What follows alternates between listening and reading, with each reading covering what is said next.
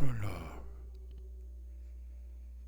그분이 제게 잘못 같은 적도 없었고, 그분이 절 모욕한 일도 전혀 없었고, 오히려 저는 그 노인을 사랑했습니다. 그분이 소유하는 황금에 눈이 먼 것도 아니었습니다. 굳이 이유를 대자면 그건 그 노인의 눈 때문이었을 겁니다. 그렇습니다. 바로 그 눈 때문이었습니다. 그 노인의 눈은 독수리의 눈처럼 엷은 막으로 덮인 연한 푸른색이었습니다. 그분의 눈길이 제게 닿을 때면 제 피는 언제나 차갑게 얼어붙는 것 같았습니다. 바로 그 때문에 저는 그 노인의 생명을 빼앗기로, 그리하여 영원히 그 눈으로부터 자유를 쟁취하기로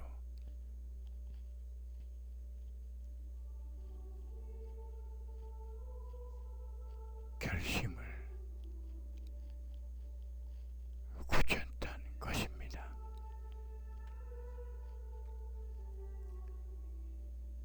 에드거 앨런 포 소설대 배반의 심장 중에서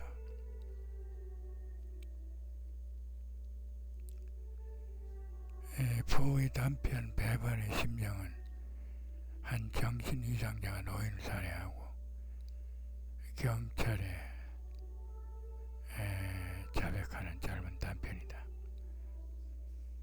사건 당시 주인공은 완벽한 살인을 했다고 자신을 했지만, 그러나 노인의 심장 박동 소리가 서서히 들려와 미칠 지경이 되어 결국 경찰에 자수하게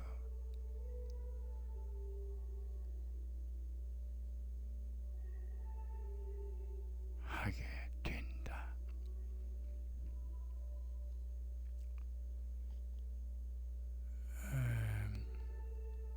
사람들은 주인공의 그 모든 행위를 미친 짓으로 여겼지만, 주인공은 끝내 자신은 미치지 않았다고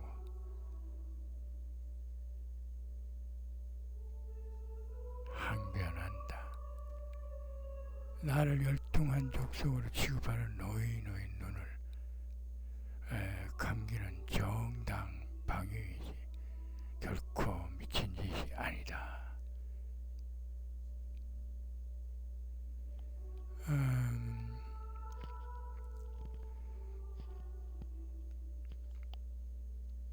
이야기 내내 이 범죄자의 열등 콤플렉스 심리 상태는 스스로는 물론 독자들도 초조하고 불안한 열등 콤플렉스로 몰아넣고 있다.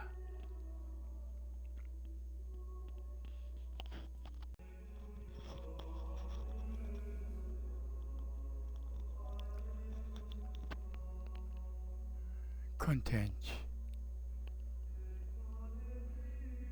거세 콤플렉스, 고슴도치 콤플렉스, 공작 콤플렉스, 나폴레옹 콤플렉스, 달팽이 콤플렉스, 도브 콤플렉스, 로미오와 줄리엣 콤플렉스, 롤리타 콤플렉스, 릴리스 콤플렉스, 마들 콤플렉스, 미라클 콤플렉스, 보헤미안 콤플렉스, 프랑시 콤플렉스, 성 콤플렉스, 성전 콤플렉스, 시라노 콤플렉스, 아롤 콤플렉스, 아도니스 콤플렉스, 엘렉트라 콤플렉스, 에디푸스 콤플렉스, 에모 콤플렉스, 요나 콤플렉스, 이오카스테 콤플렉스, 2차원 콤플렉스, 제노비스 콤플렉스, 카사노바 콤플렉스, 가인 콤플렉스, 카프카 콤플렉스, 타조 콤플렉스, 파이톤 콤플렉스, 판도라 콤플렉스, 프로메테우스 콤플렉스.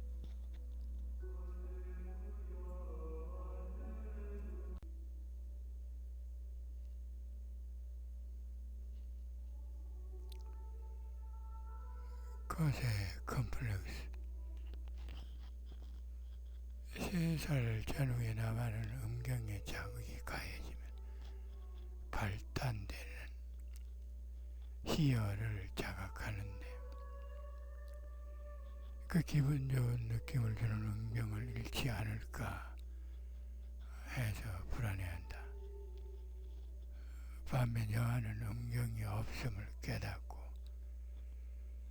원래는 그것을 소유했었는데 엄마 내지는 남아에게 빼앗겼다고 지레 짐작해 엄마와 남아에 대해 질투와 시기, 증오심을 갖게 되며 나아가 음경의 소유를 염원하는 심리를 정신 분석학상 거대 강박관념으로 지칭한다.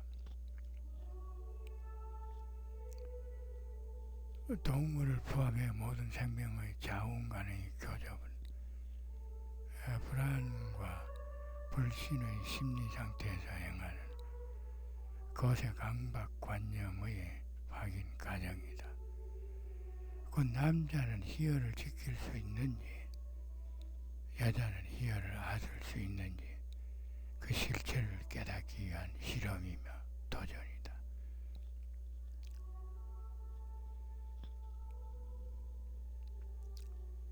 고슴도치 콤플렉스, 적정거리 유지 강박증.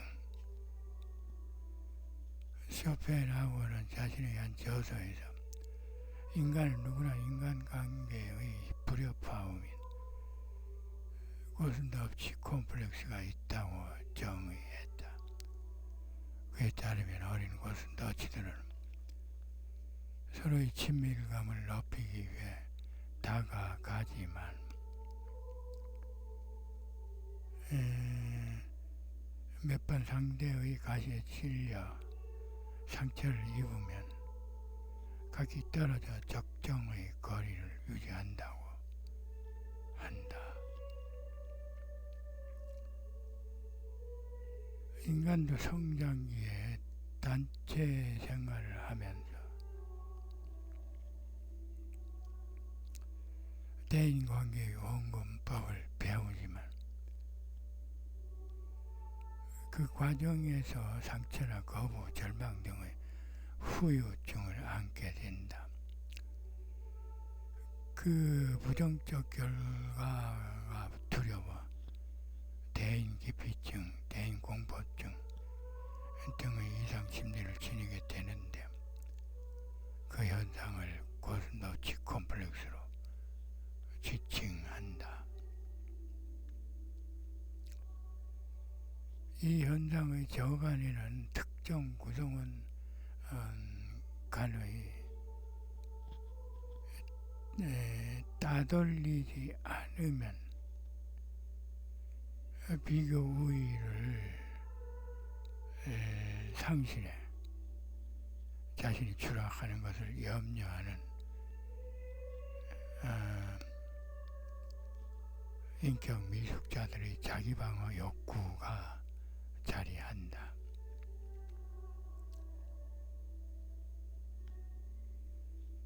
남녀 간 연애에서도 경제력, 학벌, 외모, 성격 차이, 계급, 가치관, 상위 등의 사유로 상처를 받아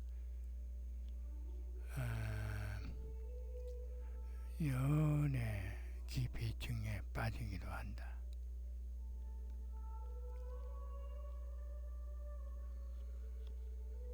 사람과 현실의 거리 조정 실패 및 만남 의욕 저하에 따라 연정을 접고 만다.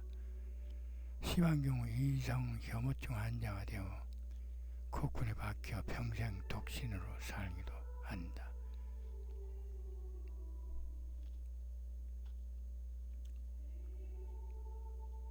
공작 콤플렉스, 우월의식. 서양의 귀족 계급 5등작은 공작, 남작, 백작, 자작, 후작 등으로 그중 으뜸 계급인 공작은 왕자들이나 대군들을 주로 지칭한다.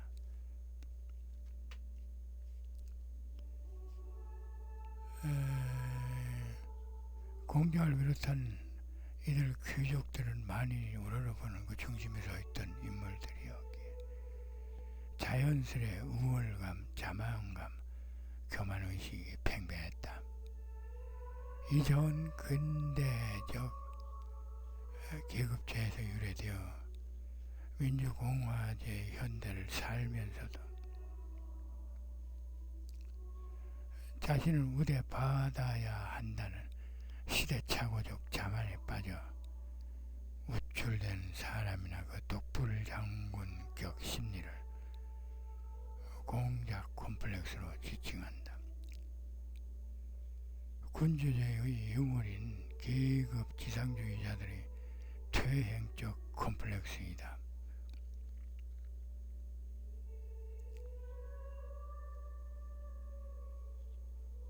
나폴레옹 콤플렉스, 단신 열등감.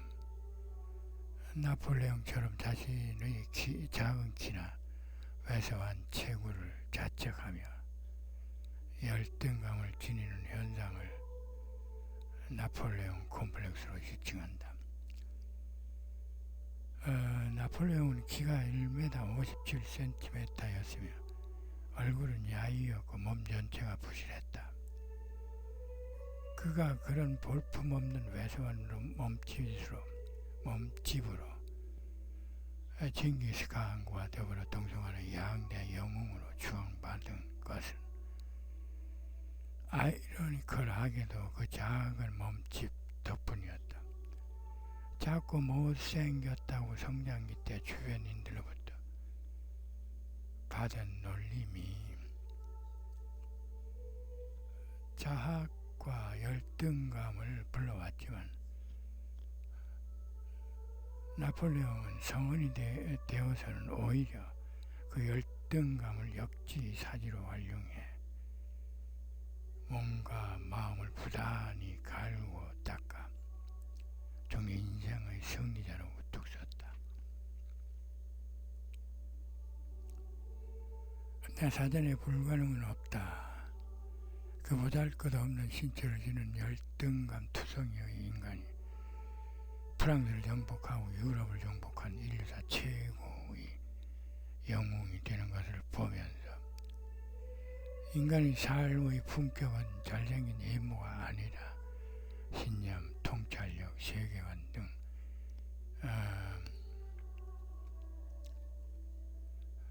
정신력에 좌우된다는 것을 알 수 있다. 종종 연인들이 대머리나 단신 또는 많은 나이 차이 등의 핸디캡을 뛰어넘어 자신의 이상형을 만나 연애나 사랑의 결실을 맺는 커플을 보게 되는데 이도 나폴레옹 콤플렉스를 이용한 인간 승리 사례들이다.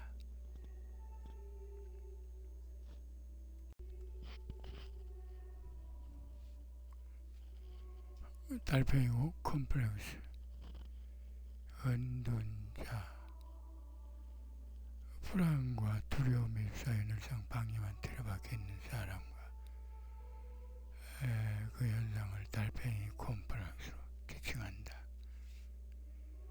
영육 간의 선천적 병력 차이거나 사고나 대인관계 실패에 의한 후천적인 원인에 의해 대인공포증 또는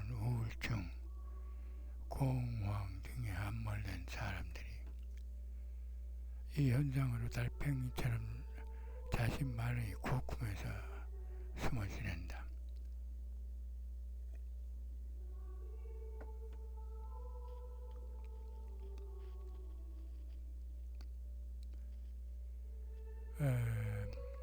이 부류들은 독신자들이 많으며 장복이나 공적인 업무 등을 인터넷상으로 처리하는 익숙한 편입니다.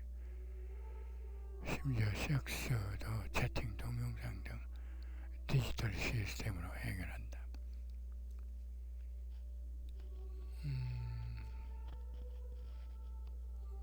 도브 컴플렉스, 일방적 애정행각. 특정 암컷 비둘기는 특정 수컷 비둘기에게 혼신을 다 바쳐 사랑을 쏟아붓는다. 그렇게 해야 수컷 비둘기도 자신만을 사랑해 줄 것으로 믿기 때문이다. 그러나 그것은 착각으로 수컷 비둘기는 특정 암컷 비둘기에게만 관심 있는 것이 아니라 주변의 모든 암컷 비둘기들에게 관심을 둔다.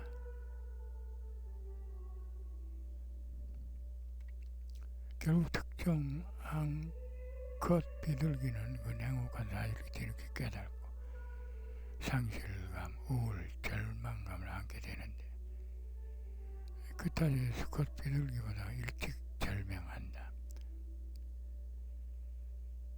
인간들의 연애에서도 사랑을 많이 주는 쪽이 이별 후 상처도 크게 받는다.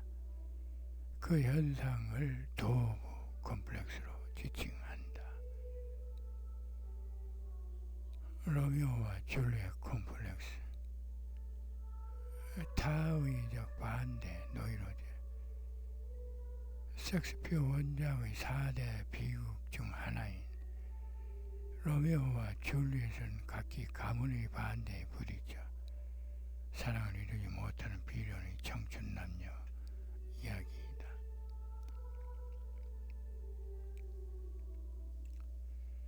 이와 같이 어린들 간에는 지극히 사랑하여 행복한 미래를 꿈꾸지만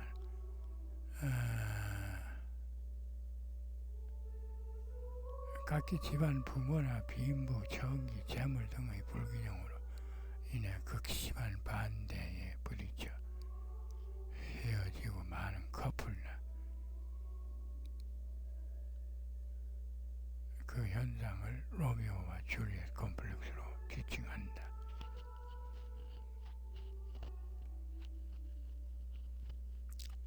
롤리타 컴플렉스. 소녀애로 미소녀를 동경하거나 애용을 느끼는 심리이다.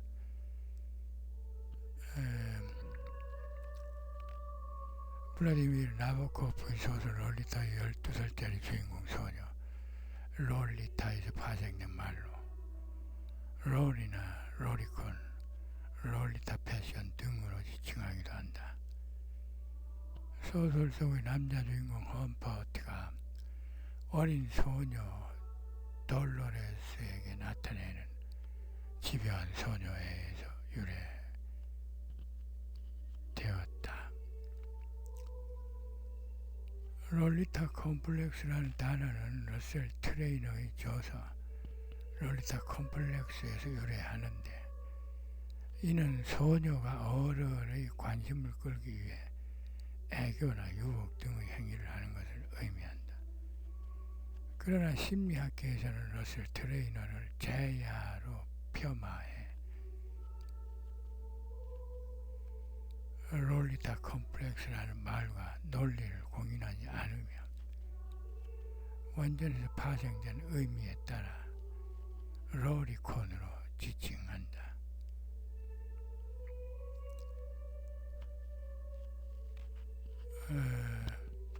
릴리스 컴플렉스. 태초의 야훼는 최초의 남자인 아담과 동등한 방식으로 최초의 여자인 릴리스를 만들었다. 그러나 릴리스는 여자의 본분을 지키지 않은 채 아담의 종속된 삶을 살 수 없다며 남녀 등가 원칙을 주장하며 평등한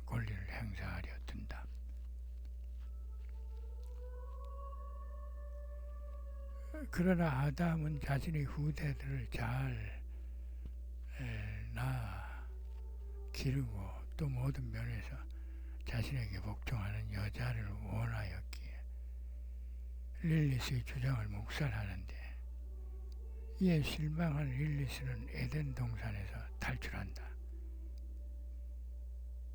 이런 불화를 지켜본 야훼는 다음엔 아담의 갈비뼈를 하나 떼어내 모성의 중심의 수동적 여성을 만들어 아담과 이브라는 새로운 커플을 만든다. 독일의 심리학자인 한스 메츠박자는 온전히 조신한 현모양처가 되기를 원하면서 잠재되어 있는 일시적인 측면을 거부하는 여성들의 소망 심리를 릴리스 콤플렉스로 정의했다. 한편 이브 부류의 어머니에 의해 성장한 아이는 자기애가 큰 반면 의타심이 강하고, 릴리스 부류의 어머니에 의해 성장한 아이는 자기 불만이 큰 반면 독립심이 강하다.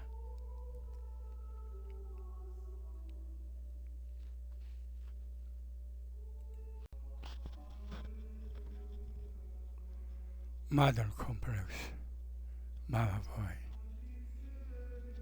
태생에서 시작해 유아기, 학업, 결혼, 사회생활, 노인 이르기까지 전반적인 인생을 자신의 어머니에 의지해 사는 사람들, 마더 콤플렉스로 지칭한다. 이들은 어머니가 조종하는 로봇에 불과하며 인생사 모든 결정권을 어머니가 주인다. 결혼해서 아내를 맞이해도 아내의 휴가는 용납지 않고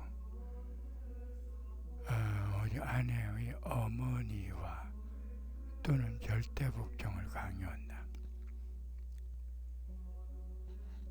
이들의 대여성과는 자신의 어머니처럼 남편에게 순종하고 자녀들을 잘 키워야 하며 성적으로는 오직 남편에게만 종사해야 한다는 고정관념을 갖고 있다. 이런 타세의 마마보이들은 권위주의적 남존여비적 사고와 고집불통 성격자들이 대부분이다. 미라클 콤플렉스, 청천벽력 같은 기적, 마른 하늘에 날벼락이 떨어지는 것을 청천벽력이라 하는데, 그처럼 정상적으로는 도저히 일어날 수 없는 일이 일어나 세상을 뒤집고 대신 자신에게 유리한 세상이 펼쳐지기를 바라는 극단적 이기주의자들의 요행 심리를 미라클 콤플렉스로 지칭한다. 대개 정신적으로 불안정한 사람들과 전선의 병사들, 사형수들, 광신들, 골수 교조주의자들, 투기나 사형심을 일삼는 사람들, 영목군들 등 사회부장자나 비정상인들에게서 많이 나타나는 호황된 심리이다. 나아가 업을 성설의 부조리한 인간을 신격화시켜놓고 그 신비감이 양파처럼 하나하나 벗겨져 추한 속내를 드러낼 때마다 마치 자기의 치부가 드러나는 것 마냥 노심초사하는 부류도 이에 해당한다.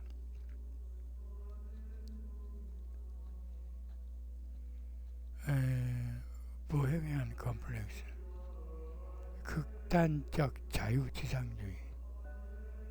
유럽의 집시 보헤미안들처럼 국가와 정치, 경제, 사회 권력의 간섭을 거부한 채 의식주에 구애받지 않고 자유롭게 살고자 하는 심리를 보헤미안 컴플렉스로 지칭한다. 일종의 무정부주의자들은 이들은 숙명적으로 보헤미안이 되는 경우도 있지만 불우한 가정환경, 정신병, 염세주의, 무산주의, 공상파 등의 주관에 의해 자의적 후천적으로 보헤미안적 삶을 자초하는 부류도 있다. 블랑시 컴플렉스, 남성의 사랑을 독차지하려는 여성 심리. 미국 영화 욕망이라는 이름의 전차의 여주인공 블랑시의 성격에서 유래된 현상이다. 이들은 심신에 걸친 자신의 본 모습과는 아랑곳 없이 메이크업이나 패션 또는 과잉 언변을 통해 끊임없이 스스로를 업그레이드 내지는 위장시킨다.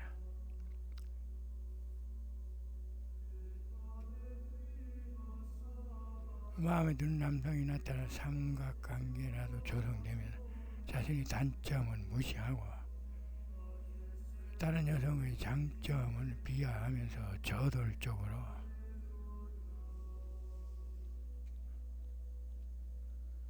남성을 차지하려 든다. 즉 수단과 방법을 가리지 않고 목적을 달성하려 드는데 그러나 이런 부류일수록 실상 가장 여린 심성을 가진 우울증 환자나 정신분열 증세를 나타내는 여성들이 십상이다. 성 콤플렉스, 부실한 성적 능력, 자괴 현상, 자웅관 자신의 성 정체성에 충실치 못하거나 부실하여 성생활에 자신감을 잃는 현상을 성 콤플렉스로 지칭한다. 동서고금 통념상 섹스에 있어서 남성은 여성을 리드하여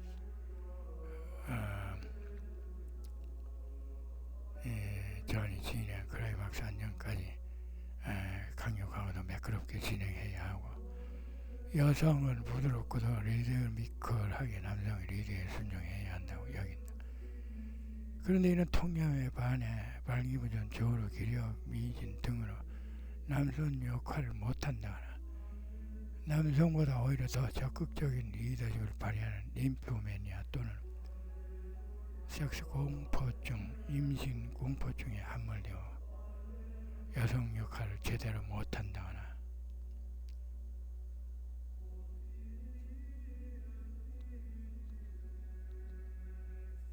하는 이유로 남녀 모두 섹스 자체를 두려워하고 거부하는 현상이다.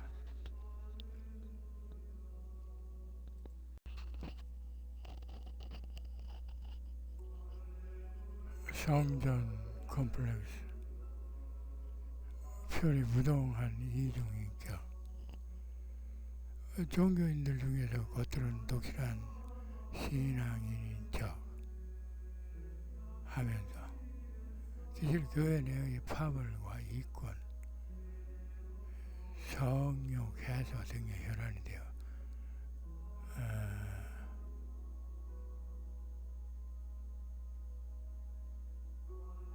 질서를 어지럽히는 이중인격자들과 그 심리를 성전 콤플렉스로 지칭한다. 이들은 자신들의 연극성 성격장애, 히스테리성 성격장애 따위의 정신병을 감춘 채 일단 성전에 들면 남달리 친절하고 봉사도 앞장서면서 용모도 단정히 갖고 모든 신자들로부터 존경받곤 하지만 그러나 사회적으로는 이기적, 비인도적 본질을 드러내기 일쑤이다.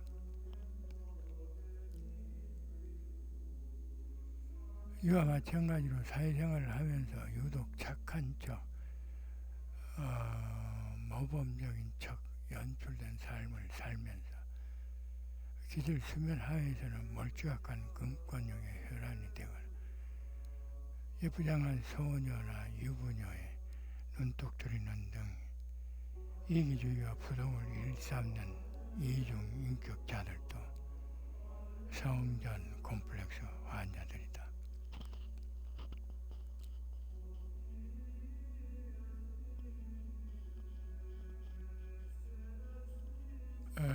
시라노 콤플렉스, 자기 외모 혐오증. 17세기 프랑스 가스콘에 살던 시라노는 시인이며 근위병이기도 하다. 그는 사촌의 록산을 짝사랑하지만 고백을 못한다. 코주부의 짜잘막한 친구 등 못생긴 외모 탓에 자신감이 없다. 록산은 시라노의 애절한 가슴앓이는 아랑곳 없이 미남 청년은 크리스티안과 열애에 빠진다. 시라노와 마찬가지로 근위병을 근무 중이던 크리스티안은 록산을 만나지 못할 때에는 시인이기도 한 시라노에게 연애 편지를 대신 써달라고 부탁해 록산에게 보냈다.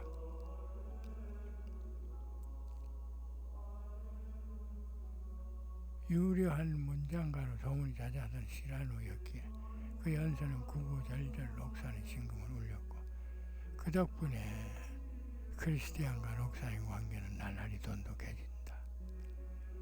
그러나 크리스티안이 전쟁에 나갔다가 전사하자 절망한 록산은 수도원에 들어가 수도자의 길을 간다.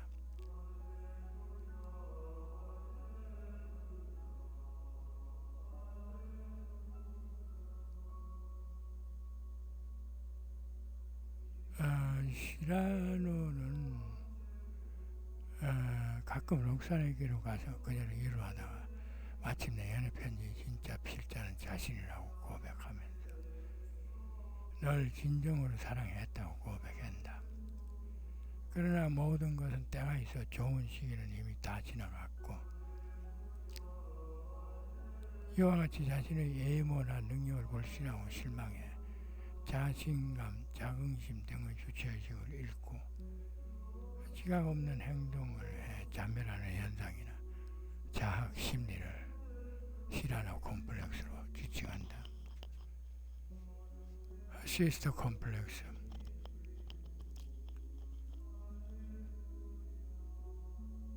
자매에 대한 애정 집착증. 시스터 콤플렉스는 원래 머리핀, 팬티, 양산, 하이힐, 꽃사지 등의 여성용품에 애착을 가지고 그것이 성적인 행위를 안 하면서 쾌락을 얻는 패티시즘의 일환으로 자매가 주로 그 중심 대상이었다. 어머니를 친족이 아닌 자신의 영역권에 있는 하나의 여자로 인식하는 에디푸스 콤플렉스와 마찬가지로 자매를 친족이 아닌 자신의 성의 대상으로 인식하고 집착하는 현상을 시스터 콤플렉스로 지칭한다. 반대로 형제에 대한 성의 욕은 브라더 콤플렉스로 지칭한다. 신데렐라 콤플렉스. 여성이 남성에게 영유 모두를 의지하여 물심양면 전반에 걸쳐 행복한 삶을 추구하려는 여성의 의타 심리. 동화 신데렐라가 어원으로 미국의 의사 콜레트 다울링이 그의 저서 신데렐라 콤플렉스에서 처음으로 사용하였다. 주로 의지 박약이나 사회적 생산적 부정성의 여성들이 결혼이나 여타 방법을 통해 유능한 특정 남자와 열을 맺어 그로부터 보호와 안정 그리고 행복을 얻으려는 여성들의 의타적 심리 상태를 지칭한다.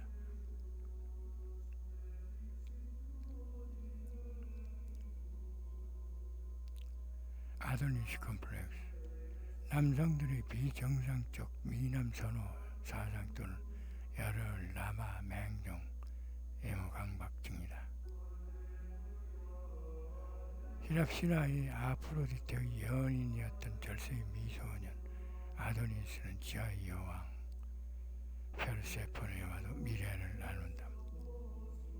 종래 그를 두고 아프로디테와 페르세포네가 쟁탈전을 벌이는데 보다 못한 주신 제우스가 중재에 나서 페르세포네와 3년, 아프로디테와 3년을 각각 동거하라고 명령한다.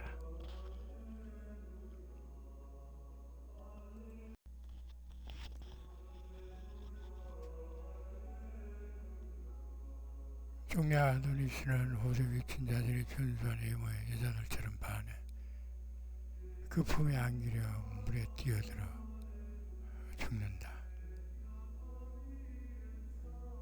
그 뒤 선열이 생성한 열정의 곧 아네모네로 환생한다.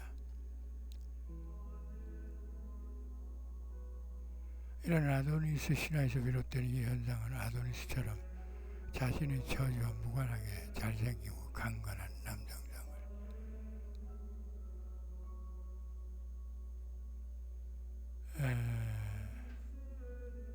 무작정 희고 맹종하려 드는 현상을 아도니스 컴플렉스로 지칭한다. 대개 이 부류는 운동, 수영 등의 정당한 방법으로 총체적 인격 함량을 도모하는 것이 아니라 약물 복용이나 성형시술 등 자기적으로 미남 또는 건장한 이행만을 추구하려 든다. 나아가 자신의 내성적 정적인 본질을 감춘 채 야수적 패션이나 헤어스타일, 터프한 행동 등으로 열혈 남아인 양 위장하는 심리나 그런 남성분도 이 컴플렉스에 포함된다. 대부분의 여성들은 남성들의 가치를 평가할 때 이런 남성들의 단편적 모습보다는 연봉, 지위, 지성, 인격 등 경제적, 사회적 질량과 능력을 대낮이 한다는 점을 많은 남성들은 간과하고 있다. 아롤 컴플렉스. 완전한 사랑을 갈망하는 심리를 아롤 컴플렉스로 지칭한다. 인간의 정성은 생식성, 충동성, 성애성, 성애성 등 4천성으로 구조되었다. 완전한 사랑은 대성과 영혼의 동등함과 본질의 동질성을 4코트대로 공유해야 결정된다. 사랑이 결정되면 4차원적 섹슈얼리티도 순조롭게 행용할 수 있다. 엘렉트라 콤플렉스. 힐랍 신화 속의 미케네의 왕 아가멤논의 딸 엘렉트라의 성경에서 유래된 말이다. 힐랍 신화에 나오는 엘렉트라는 자신의 아버지 아가멤논을 죽인 어머니와 어머니의 정부를 증오한 나머지 어머니를 죽인다. 그 신화를 모티브로 해서 스위스의 심리학자 보드윈이 딸이 아버지를 과도하게 연민, 흠모 내지는 연정까지 품는 이상심리 현상을 엘렉트라 콤플렉스로 지정했다. 중세 이후 현대에 이르기까지 신화에서 나오는 모자간의 연정을 뜻하는 에디푸스 콤플렉스와 부녀간의 연정을 뜻하는 엘렉트라 콤플렉스를 모티브로 한 연극, 문학, 회화, 영화 등 다수의 예술 작품들이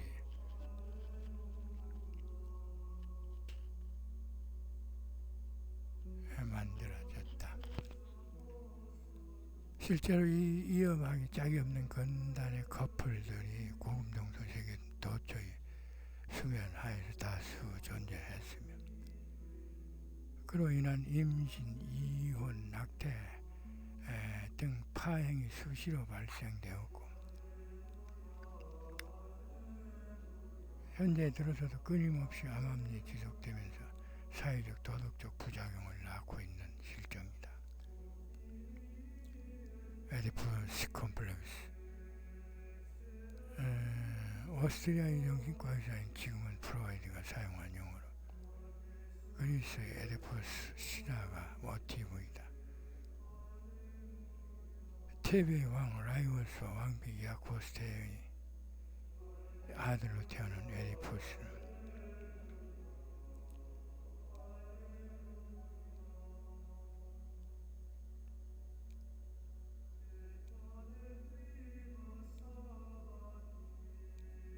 기관 숙명에 따라 아버지 라이오스 왕을 죽인다.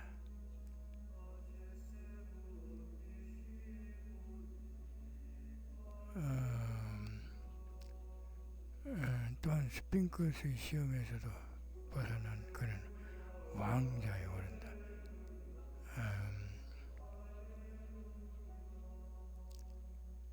이어 부지 불각으로 어머니 이오카스테와 결혼하고 정을 통한다.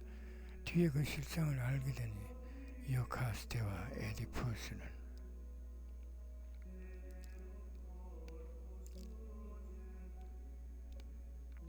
자설과 자해로 속죄한다.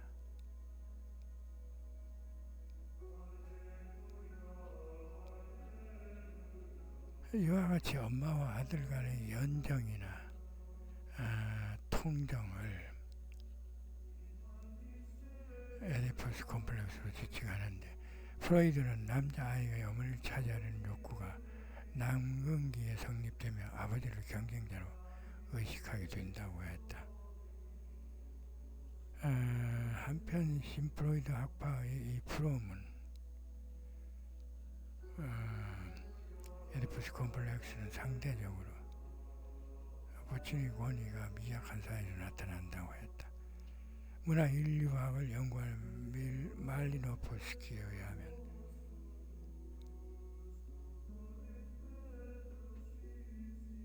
로마법과 기독교에 의지해온 아리안 인종의 부계제 사회에서만 에디푸스 콤플렉스가 나타나며 일반적으로 생리적 보편성을 띠지 않는다고 했다. 한편 도덕과 규범이 자리하기 전인 인류 야만기에는 여타 유인원류와 마찬가지로 모장한 또는 분영한 교접이 다반사로 이루어졌으며 에디푸스 콤플렉스는 그 숙명적 원초적 섹슈얼리티의 자연스러운 답습이라는 주장도 있다. 푸커는 현대의 문명사회에서 암암리에 행해진 에디푸스 콤플렉스와 엘렉트라 콤플렉스에 기인한 금단의 커플이 상당수에 달하는 것으로 파악된다고 했는데 실제로 이들 커플 간의 이혼, 간통, 질투, 임식, 살인 등의 부작용이 세계 도처에서 줄지어 일어나는 실정이다.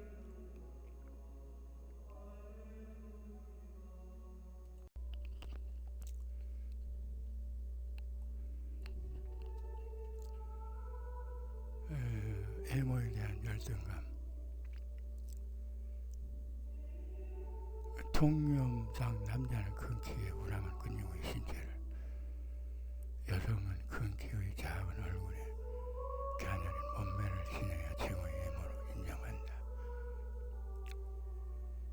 따라서 왜소한 키의 대머리에 배불뚝인 남성들과 작은 키의 짱구에 굵은 다리를 지닌 여성들은 상대적인 자학감이나 열등감을 지니게 되는데 그는 자기 신체의 모멸 현상을 애모 콤플렉스로 지칭한다. 요나 콤플렉스, 모태기소 본능. 구약 성서의 요나서에 나오는 예언자 요나는 야훼로부터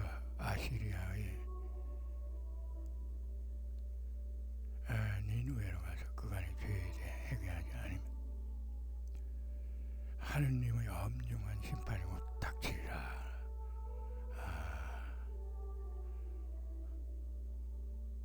라는 것을 사람들에게 구하라는 명령을 받는다.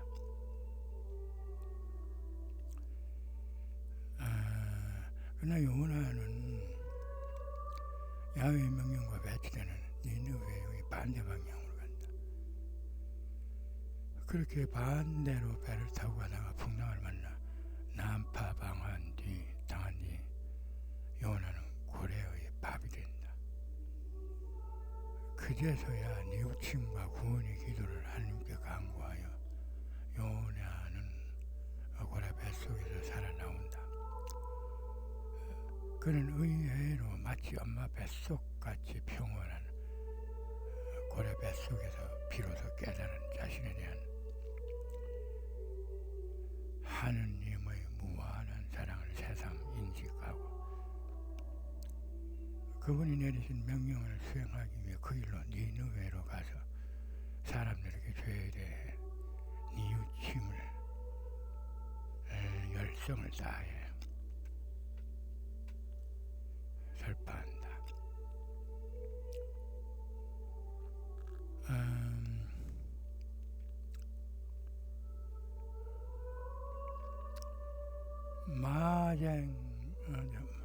마침내 니느웨의 왕과 백성들은 요나의 당부에 따라 회개하여 하느님으로부터 구원받는다. 이 성서에서 유래되어 주로 유아 청소년들이 경쟁과 줄서기가 난무하는 냉혹한 세태를 원망하면서 어머니 뱃속에서 겪은 자유로운 인식들과 안울한 환경을 그리워하며 그리로 되돌아가려는 욕망을 품게 되는데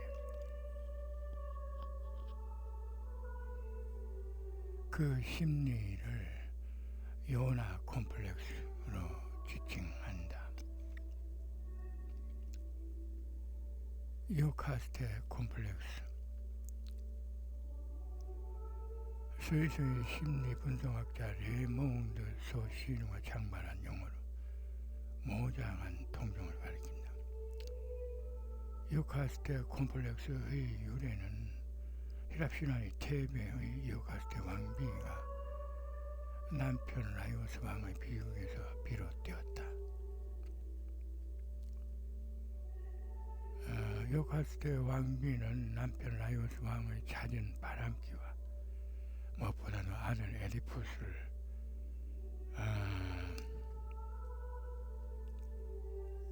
내버린 이를 원망해 사이가 나빠진다. 한편 양부모 수라에서 자라 성인이 된 오이디푸스는 어느 날 좁은 산길을 지나다 반대편에서 오던 무리들과 시비가 붙어 결국 상대를 죽인다. 그러나 그 상대는 바로 오이디푸스 자신의 친아버지이자 테베의 왕 라이오스였다. 왕비 요카스테는 갑자기 남편을 여의고 나아가 공석이 된 왕위 문제도 해결해야 했기 때문에 누구든 국가적 공적 스핑크스를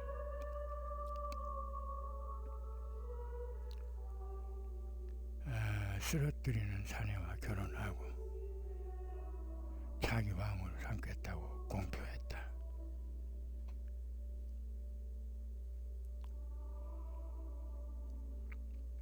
테베에 도착한 오이디푸스는 요망한 지리로 국정을 혼란에 빠뜨리던 스핑크스의 수수께끼를 풀어내 그 계물을 물리쳤다.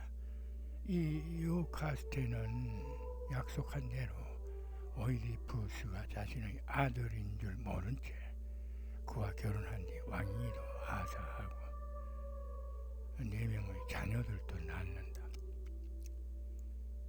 요카스테는 젊고 진취적인 오이디푸스를 라이오스 왕보다 더욱 사랑했고 오이디푸스 역시 그녀의 완숙한 영육을 몹시 아끼고 사랑해 주위에서는 인고 부부로 칭송이 자자했다. 그렇게 유카스테 왕비는 오이디푸스가 자기 아들인 줄도 모르고 그와 4자녀를 낳으면서 행복한 결혼 생활을 영위하는데 돌연 테베에 전염병이 돌기 시작했다.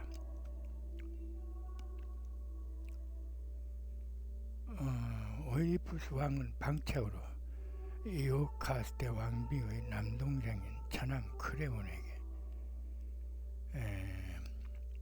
신탁을 받아오게 했는데 그 내용은 선왕인 라이오스를 죽인 자를 색출해 사형에 처하거나 추방하면 병만 사라진다 하는 것이었다. 그에 따라 오이디푸스는 그 범인을 찾기 위해 예언가 테이레시아스를 데려와 해법을 묻자 그는 오이디푸스 왕 당신이 찾는 자가 바로 당신 오이디푸스이다 라고 통고한다. 오이디푸스는 그 도련한 예언을 애써 무시하고는 그것은 크레온이 자신의 왕위를 탐내 꾸민 음모로 여겨 크레온을 잡아 사형에 처하려 든다. 이에 유카스테 왕비는 오이디푸스 왕에게 간절히 빌어 당장의 혈육의 목숨을 건지지만 왕은 크레온을 결코 용서치 않는다.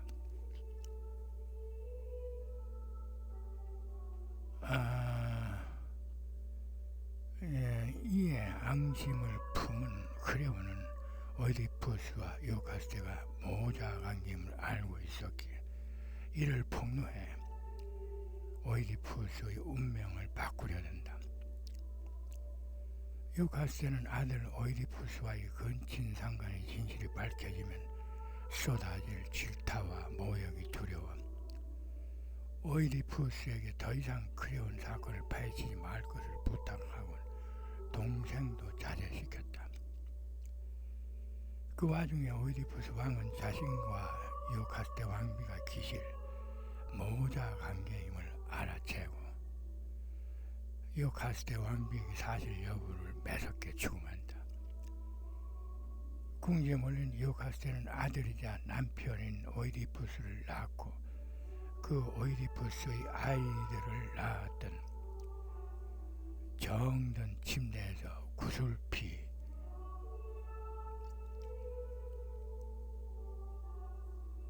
통곡하다가 목을 매단다. 한편 소시르에 의하면 주로 남편을 배척하거나 남편을 일찍 여인 여자들에게 유카스테 콤플렉스 증상이 발생한다고 한다.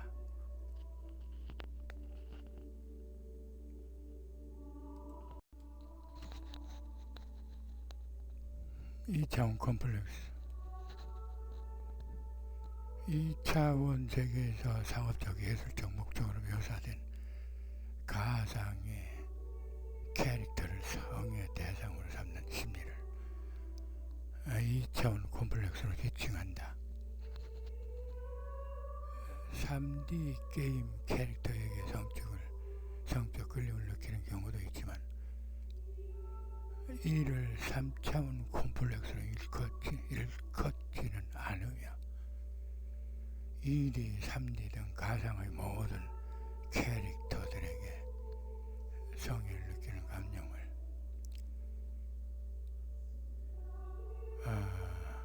보통 2차원 콤플렉스로 통칭한다. 3D 캐릭터도 결국 그 캐릭터를 이룬 가상의 3차원 공간 속의 도형들이 2차원 화면에 투영되어 있기 때문에 2차원으로 가리켜도 무방하다. 2차원 콤플렉스는 1970년대 일본에서 만들어져 세계화된 영어로는 니지콘으로 가리킨다. 콤플렉스라는 단어가 붙어 있지만 심리학적으로 공인된 개념은 아니며 로리콘이 폰을 연상시키는 용어라면 니지콘은 에로스를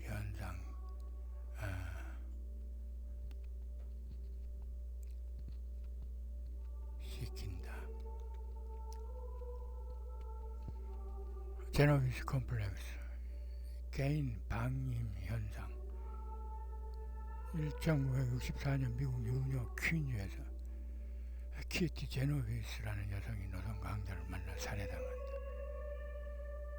그 강도 살인 행위는 30여 분 이상 진행되면서 주변의 거주자 및 통행자 등 목격자는 최소 38명 이상이었다. 그러나 뒷날 공판이 진행되자 막상 누구 하나 그 사건에 대해 증언을 하겠다고 나서지 않아. 제노비스 유가족과 재판부는 큰 곤욕을 치른다. 이 사건에서 유래되어 목격자가 많을수록 오히려 목격자 개개인은 정의감, 책임감보다는 방임 내지는 회피하려는 경향을 띠는데 그 현상을 제노비스 컴플렉스로 지칭한다. 열애 중인 연인이 얽힌 특정 사건이 목격자 중 한 명임에도 불구하고 증인 서기를 거부한다거나 정치관, 가치관, 채무 등의 이해관계가 얽혀 다툴 때는 냉랭하게 이기주의로 돌변하는 속물 근성도 제노비스 컴플렉스이다. 카사노바 컴플렉스. 여성을 성적 대상으로만 보는 남성들의 대여성관. 중세 이태리의 전설적인 엽작가인 카사노바의 행각에서 유래된 이 현상은 주로 플레이보이들이 보는 대여성관이다. 카사노바 콤플렉스 증세를 지닌 남자들은 기존의 사회적, 문화적, 생물학적 여성관의 역할을 부정하거나 조롱하면서 여성은 오직 섹스의 도구에 불과하다고 주장한다. 그러나 그 섹스의 도구를 고가치로 만드느냐, 속물로 방치하느냐 하는 것은 그 여자가 속한 국가와 사회와 남자들의 지혜와 대여성관이 달렸다고 주장한다.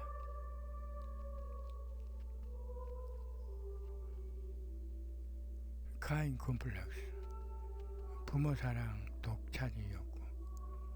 성서의 이야기로 아담과 이브의 첫째 아들 카인이 부모 사랑을 독차지하기 위해 둘째 아들 아벨을 죽인다.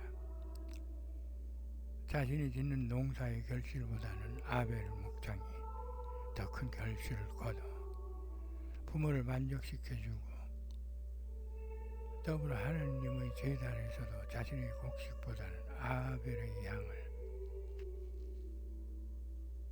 하느님이 선택하자 이에 시기와 질투를 느껴 끝내 동생을 살해한다. 이와 같이 부모 사랑을 독차지하기 위한 형제 간의 적개심, 증오, 누명, 폭력, 살해 등의 음모를 꾸미거나 그 행위를 카인 콤플렉스로 지칭한다. 카프카 콤플렉스. 죄책감, 편집증. 인간은 누구나 불안감, 누명, 공포감, 막연한 죄의식을 느낀다. 종교에서 말하는 원죄가 아니더라도 죄 없는 인간은 있을 수가 없는 탓이다.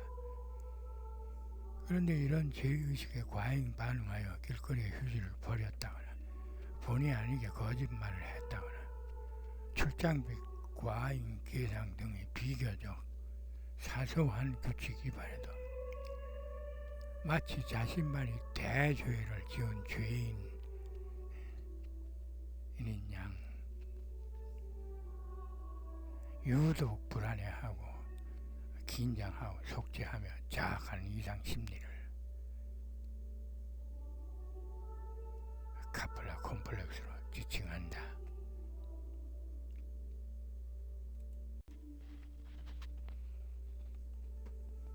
이들에게는 국가도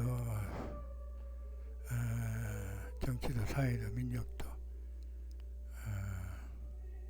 모두가 두려운 배신자요 권력일 뿐이며 자신에게 언제 어떻게 죄를 덮어씌울지 해를 입힐지 알 수 없는 공포의 대상일 따름이다. 그러기에 이들은 하루 종일 죄와 불행관의 연역적, 기납적 방법 등으로 집요하고 치밀하게 사용하면서 전전긍긍하는 모습을 보인다. 사랑하게 헤어졌다라는 말을 하는 연인들의 고백도 카프카 콤플렉스의 일종이다. 상대와 동등한 의지로 떳떳한 연애를 하지 못하고 자신의 부족함과 사소한 실수를 스스로 용납 못해 열등감과 불안에 빠져 만남을 줬고 많은 부류들이 이런 변으로 이별을 정당화한다. 타조 콤플렉스 통찰력이 미비한 편협한 도구마. 아프리카의 타조는 조류 중에서 가장 크고 특히 다리가 들소들 만큼이나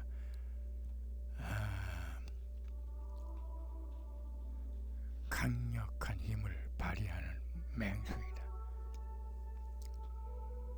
그런데도 타조는 치타나 표범, 하이에나가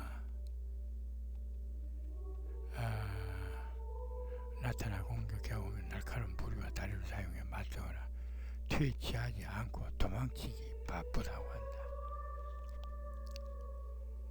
도망가는 것도 긴 다리로 멀리 내달리는 것이 아니라 자그마한 원을 그리며 그에서만 맴맴 돈다고 하며 그도 효과가 없다고 지레 판단해 아예 제자리에 엎드려 머리만 땅속에 파묻는다는 것이다.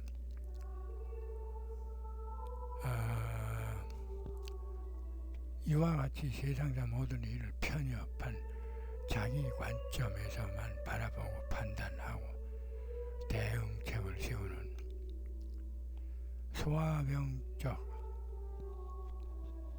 현상을 타조 콤플렉스로 지칭한다. 연인 간에도 서로의 가치관이나 전문성을 최대한 살리고 즐기는 만남의 기회가 아니라 영화관, 맛집, 유명 관광지 등 매너리즘적 코스를 맴도게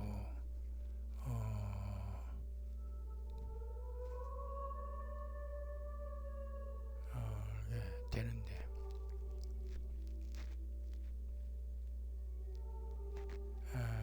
이는 도전 정신이나 희생 정신, 호연지기, 포용력 등의 기회를 통한 상호 실체 드러내기가 결여된 일정의 자기방어적 타조 콤플렉스 발현이다. 파이톤 콤플렉스 애정결핍에 의한 반작용. 히랍 신화 속의 파이톤은 태영신 아폴론의 아들이며 제우스 신의 손자이다. 아폴론은 부인과 자녀들이 워낙 많아 다 거둘 엄두도 못 냈으며 특정 아들에게 총애를 줄 형편도 아니었다. 파이톤 역시 아버지 아폴렌의 애정을 받아보지 못한 채 홀로몬 이스라엘의 궁핍하게 자라야만 했다. 사정이 이렇다 보니 주변 사람들은 파이톤이 아폴론의 아들이라는 핏줄조차도 의심하기에 이르러 파이톤이 아폴론의 아들이 아닐지도 모른다며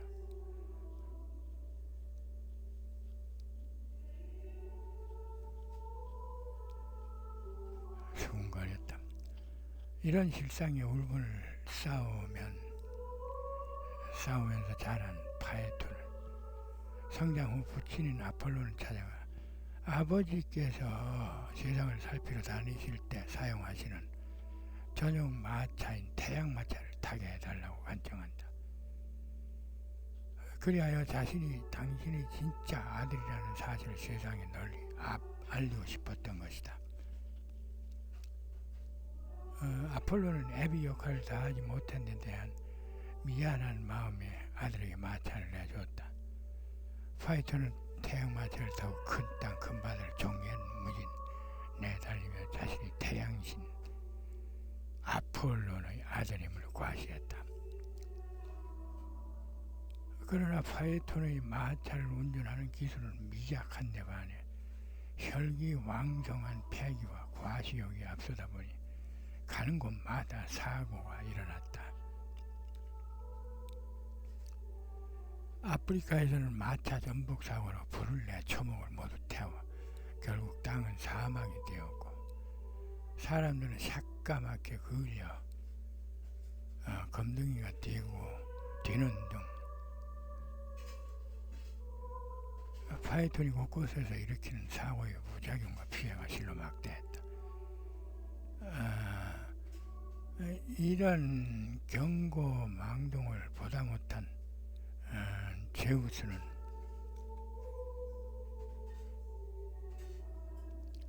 고의로 마차 사고를 내 파이톤을 죽이기에 이른다. 이 신화에서 유래되어 성장기 부모로부터 정상적인 보상품을 받지 못해 애정 결핍증에 걸린 사람들은 고독감, 우울증, 사회 부적응증 등을 갖게 되며 그 반작용으로 과시욕, 승부욕, 충동욕, 파괴욕, 금권욕 등이 팽보의 일수이며 그 이상 심리를 파이톤 콤플렉스로 지칭한다.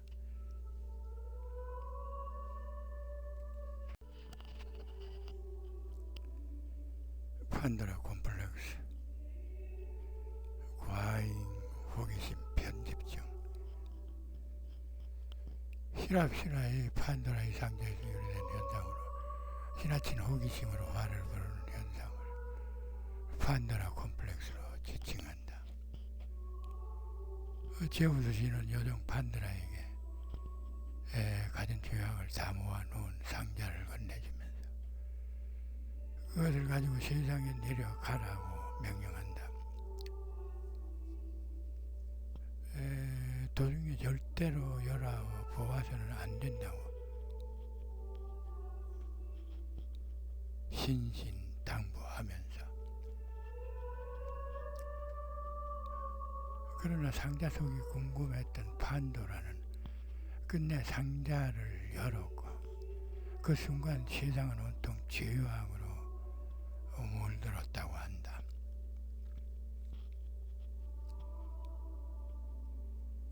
뒤늦게 자신의 과잉 호기심의 과오를 깨달은 판도라는 제우스에게 회개하고 늦게나마 상자 뚜껑을 닫았지만 이미 모든 죄악은 다 빠져나가고 오직 희망만이 남아있었다.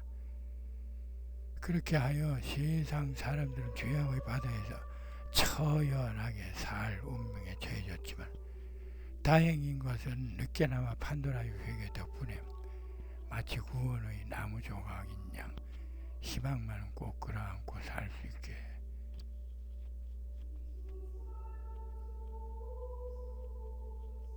된 것이다.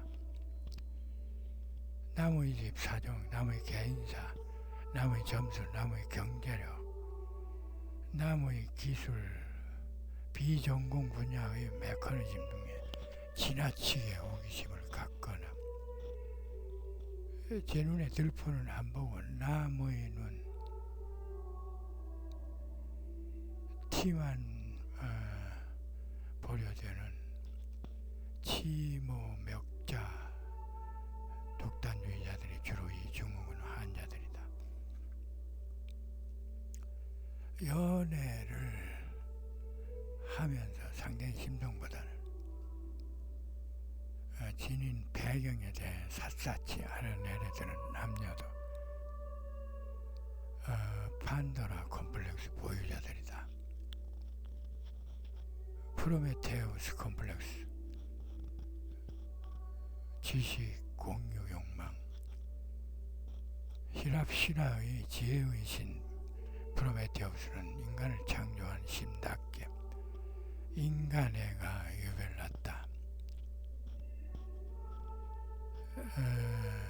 프로메테우스는 제우스가 만든 세상에 순응치 않고 야만에서 짐승들처럼 사는 인간들에게 신이 가지고 있는 지식, 지혜와 부를 전해주며 제우스가 세운 세상의 질서, 그 이상의 인간과 더불어 사는 질서를 추구한다.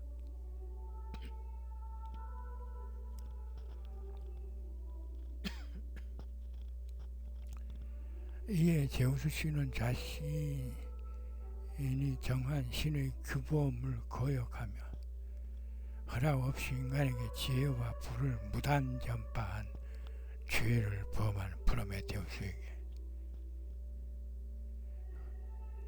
코카소스 암벽에 매달린 채 독수리에게 간을 뜯어먹히는 징벌을 가한다.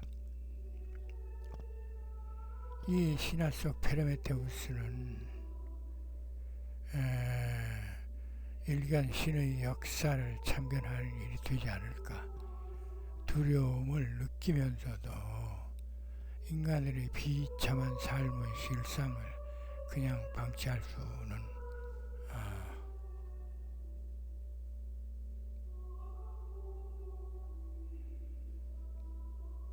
없었기에 그는 신의 징벌을 감수하고서라도 자신이 창조한 인간, 특히 약자나 문명인에게 지식과 지혜를 전수하는 위험을 감수하는데, 그것은 지식인의 자긍심의 의무요 과업으로 여겼다.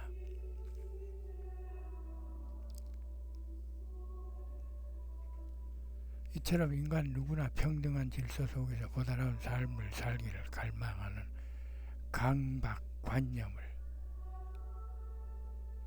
프로메테우스 콤플렉스로 지칭한다.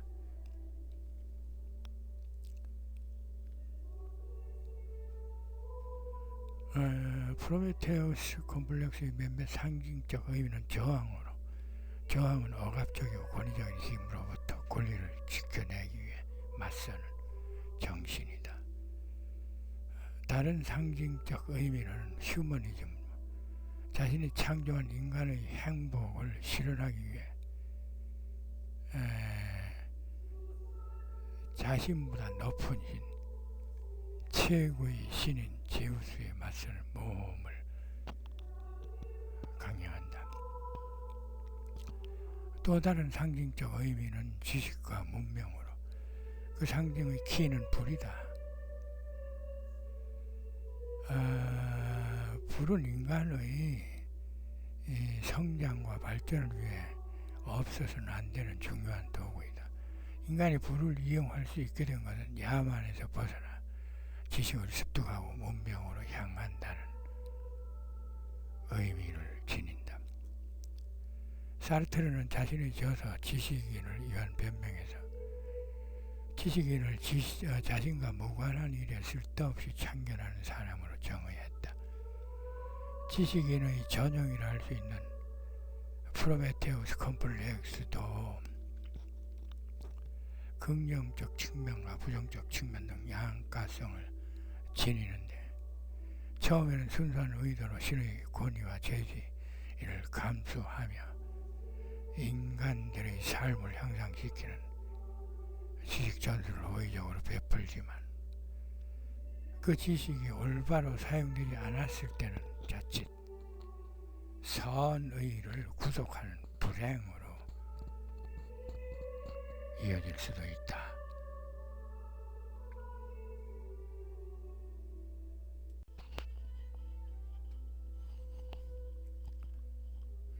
길러 말도로리의 노래 로트레아몽 첫 번째 노래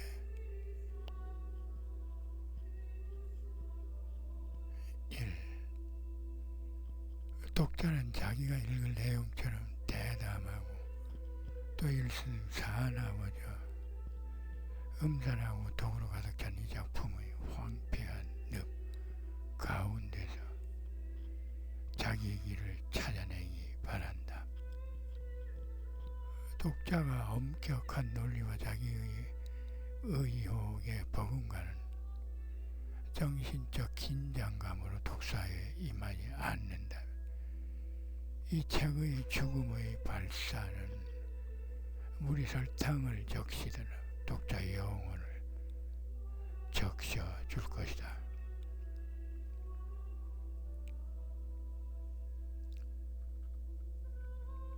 모든 사람이 뒤따라올 다음 페이지를 읽는 것처럼 바람직하지 않다.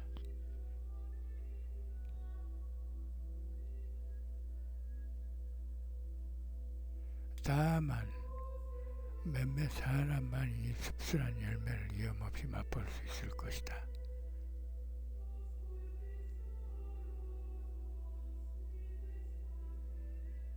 다른 소심한 자여, 너는 이런 미담의 황야에 더 멀리 들어가기 전에 너의 발길을 앞으로가 아니고 뒤로 돌려라.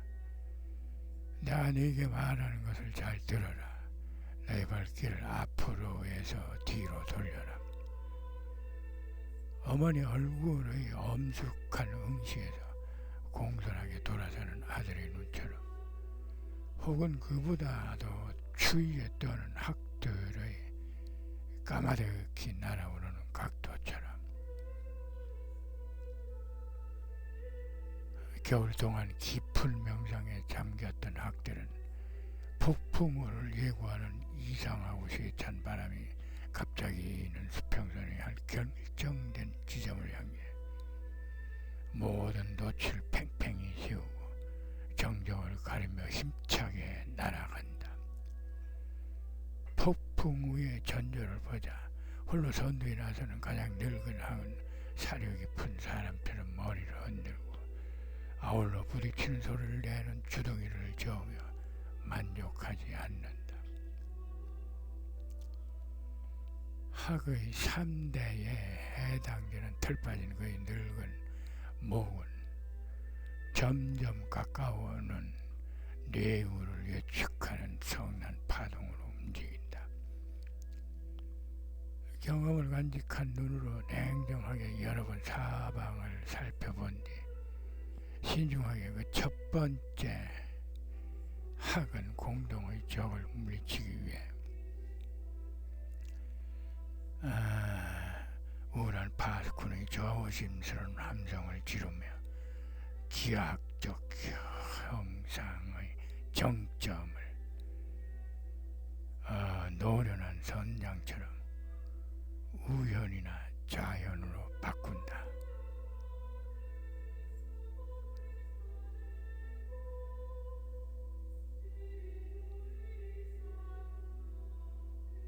그 학은 어리석지 않게 참새의 날개보다 더 커 보이지 않는 날개를 조종하여 이렇게 현명하고 더 안전한 다른 하나의 길을 택한다. 야략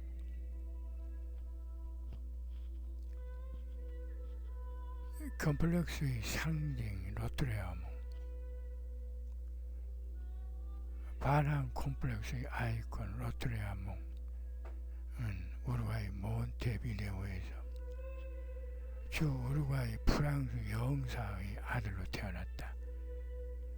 청소년기에 본국 프랑스에서 교육을 받기 위해 귀국한다. 그러나 꿈에 그리던 조국과 파리는 제3공화정 수립을 앞두고 공화정이냐 왕정복귀냐를 두고 왕당파와 공합하는 첨예한 갈등과 불안을 조성하고 있었다. 특히 앙시앙 레짐들과 캐톨릭은 기득권을 빌미로 인간과 시공을 장악해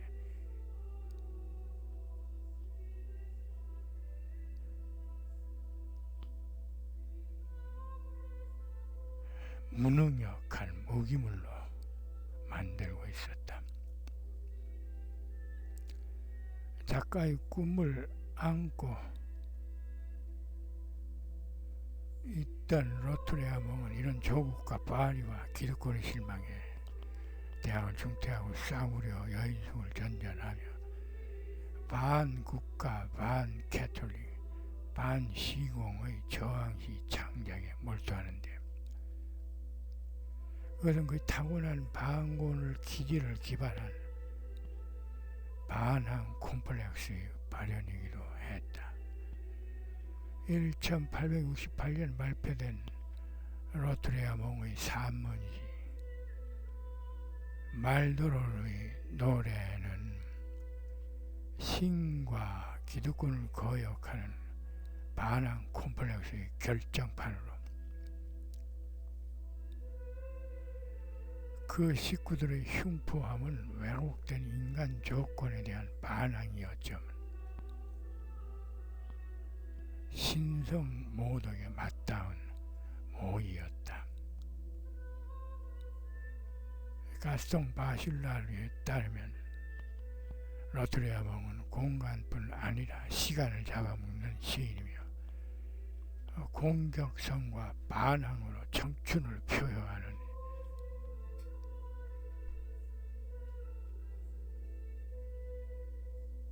시인이었다. 니체가 신은 죽었다고 횡설수설했듯이 로트레아몽은 신과 기득권이 만든 세계관을 파괴하고 척살하려던 반항 콤플렉스의 중증 환자였다.